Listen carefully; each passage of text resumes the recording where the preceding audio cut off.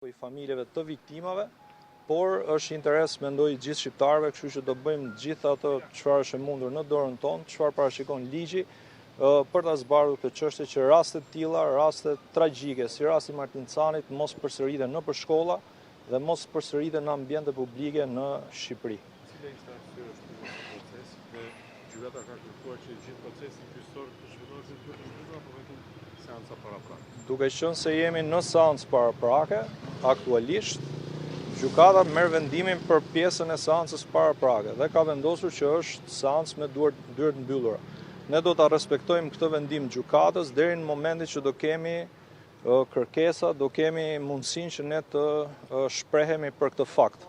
Në këndvështrimin tonë, si mbrojtës të familjes Martin Canit, kjo seancë ose këto lloj seancash ku pothuajse gjithë dosja ka dalë në publik, s'ka më sekret, nuk ka më emra personazhesh apo personash të përfshirë në këtë ngjarje, të mbetet e mbyllur për publikun. Duhet jetë seancë ku të marrin pjesë gazetarët, marrin pjesë qytetarët, se në këtë formë ne bëjmë drejtësi jo vetëm në dhënien e drejtësisë, por edhe në dukje drejtësisë në mënyrë që të arrijmë në përfundimet e duhura. Avokat, Prokuroria e Tiranës ka veçuar çështjen se takon stafi dhe po kryen hetime për shpërdorim detyre për stafin e shkollës Fanoli. Keni ju pritshmëri dhe do ishit ju i gatshëm që këtë çështje kur përfundoj të bashkohet me një të dosje ku dhe gjendet në gjykim seancë paraprake? Ne kemi pritshmërinë që ajo dosje për shpërdorim detyre, qoftë e shkollës, qoftë e institucioneve shëndetësore, të hetohet me detaje, të shkojmë deri në pikën që të gjenden gjithë ata persona, institucione që kanë përgjegjësi për ngjarjen që ka ndodhur në shkollën Fanoli. Në të njëjtën dosje paralel, ne do vazhdojmë me kërkesat tona procedurale, njësoj si në këtë dosje, që të kemi mundësinë të shkojmë në gjykatë me një akuzë dhe për këtë rast. A jeni informuar ju nga prokuroria pse është veçuar hetimi për shpërdorim detyre ndaj stafit të shkollës Fanoli?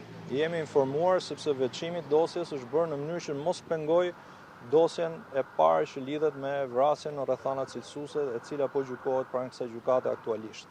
Avokat, çfarë qëndrimi mbajti autori lidhur me saktë? Ai ishte i pranishëm? S'mund t'jap detaje për qëndrimet në seancë pasi gjykata ka vendosur që seanca të bëhet me dyert të mbyllura. Ju ishit e pranishme në proces.